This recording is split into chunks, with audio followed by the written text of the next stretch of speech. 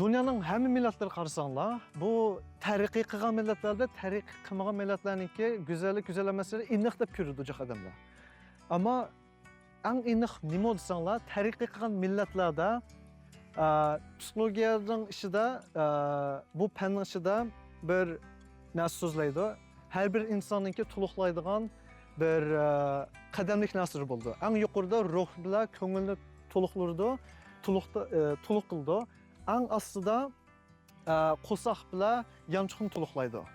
Bu taraqqiy qilgan millatlar qo'saq bilan yanchiqni bek obdan to'liqlaydi, agar sing'alsa shu madaniyatga.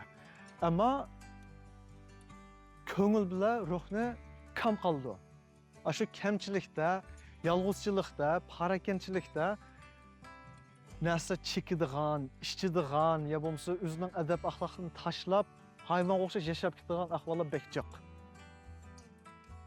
Kostyum kiygan bilan yana hayvondek muomala bilan yashaydi.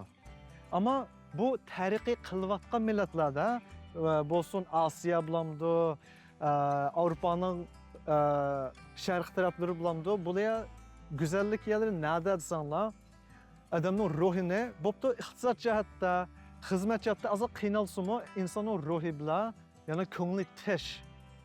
Chunki madaniyat qilsa, xalqning mijozi issiq, aql ufqada bir-birisi xo'shna bo'lsin, ya bo'lmasa ko'chada ko'rmagan bir inson bo'lsin, akam deb gap qildi, hadam deb gap qildi, dadam ufqam deb mana bir-birisini ummoq shaklda, oila shaklida ko'rib, yaqin ko'rdi.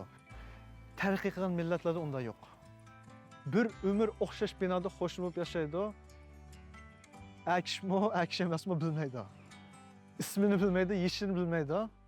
Yana haq bo'lib o'tkazsa-mu, xo'shnimiti, xo'sh emasmiti tunmaydi. Suq mijoz bir-birisiga.